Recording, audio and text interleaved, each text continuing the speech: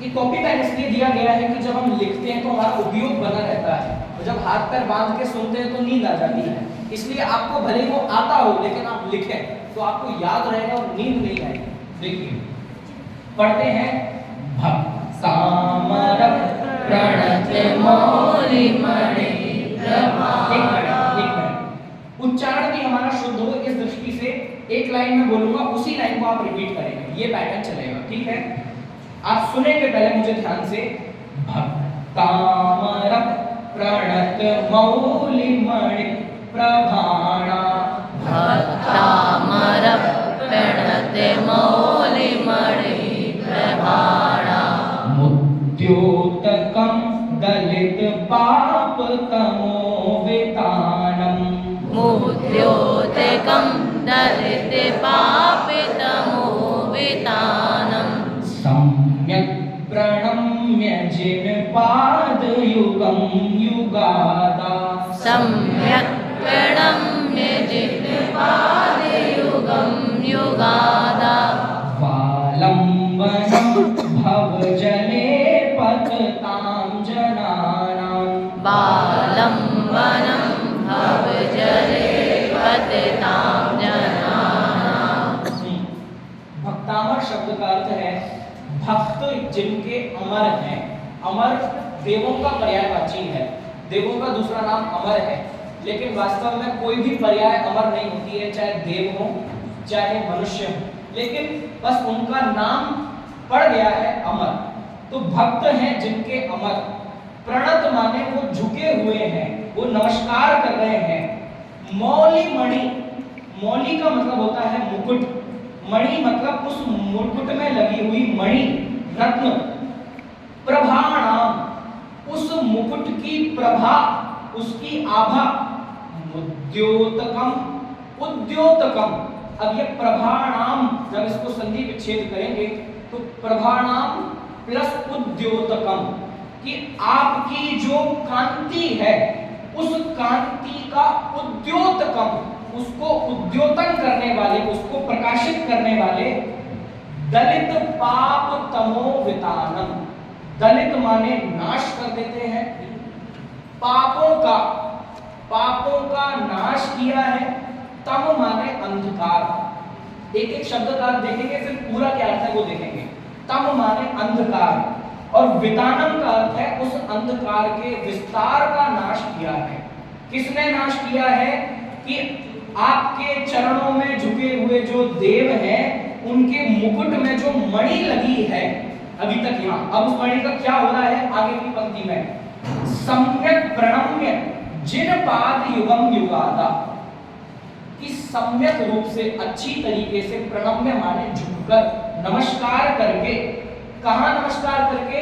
कि जिन पाद युगम, पाद युगम माने दोनों पैर, चरण युगल। तो जिनेंद्र भगवान के दोनों पैरों को झुककर युगादव, युगादव इस शब्द से पता किया गया है कि ये युग के आदि में जो हुए ऐसे आदिनाथ भगवान। तो युग के आदि में आदिनाथ भगवान जिनेंद्र हुए, उनके पैरों में नमस्कार करके आलम्बनम, ये जो वा है वालंबनम है, ये जब पूरा शब्द बनेगा तो युगादा वालंबनम ये शब्द बनेगा। तो इसका जब संधि विच्छेद करेंगे तो बनेगा युगादौ आलंबनम। कैसा बनेगा? युग के आदि में जो हुए। और आलंबनम किसके आलंबन है? भव जले पतताम जनानाम, कि जो जीव भव के अंदर संसार में भ्रमित हो रहे हैं, संसार में गिरे हुए हैं, उन लोगों के लिए आलंबन स्वरूप है। कौन? ये आदिनाथ भगवान।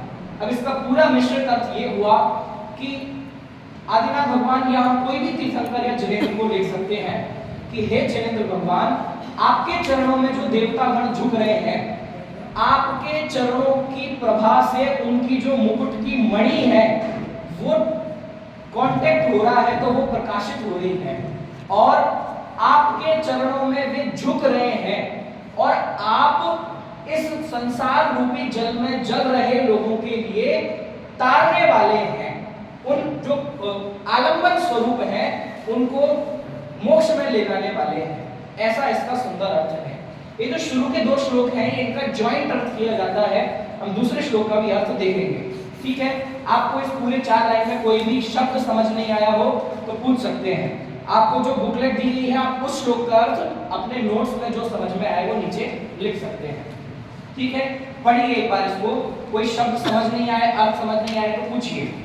भक्तामर प्रणत मौलिमणि प्रभाणम मुद्योतकं दलित पापतमो वितानम सम्यक् प्रणम्य जितपादयुगं युगादा वारंबनं भवजले पतितां जनानां।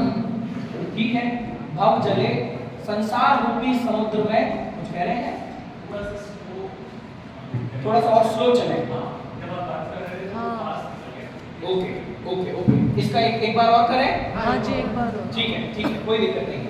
भक्तामर माने भक्त है अमर जिनके, मतलब देवगण। अमर का पर्यायवाची या देव का पर्यायवाची देव, अमर। प्रणत माने झुके हुए हैं, नमस्कार कर रहे हैं।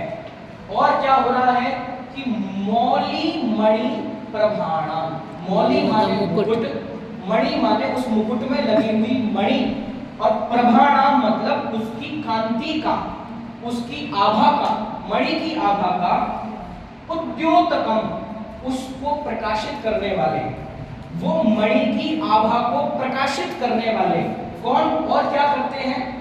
दलित पाप तमो वितानम। दलित माने नाश कर देते हैं। किसका नाश कर देते हैं? पाप तमो, पाप रूपी अंधकार का नाश करने वाले हैं। विस्तार मतलब पाप के विस्तार का नाश करने वाले हैं। सम्यक प्रणम्य, सम्यक माने अच्छी तरीके से, प्रणम्य माने झुककर, नमस्कार करके। किसको नमस्कार करके? जिन पाद युगम युगादा, जिनेंद्र भगवान के पाद युगल, 2 पैरों को नमस्कार करके, चरण में नमस्कार करके। और कौन से? कि युगादव, युग के आदि में जो हुए। इससे हम आदिनाथ भगवान का संकेत प्राप्त करते हैं। आलंबनम, आप आलंबन सहारा है किसके लिए?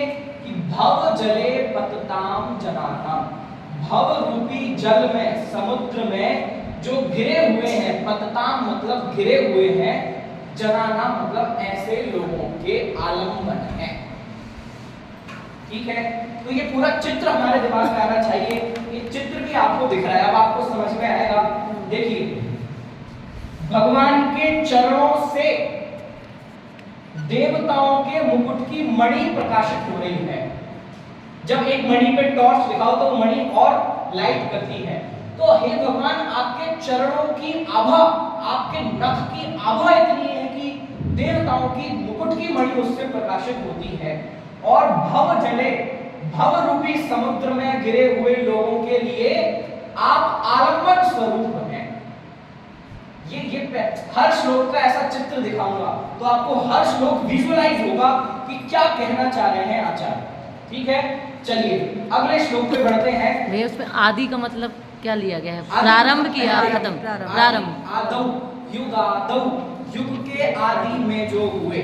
स्टार्टिंग में, स्टार्टिंग आदि मतलब पहले, आदि पहले। आपको सारे चित्र भेज देंगे, चिंता नहीं करो। ठीक है, आपको सारे चित्र, ये पूरी PDF आपके मोबाइल पे आ जाएगी। ठीक है, पढ़िए।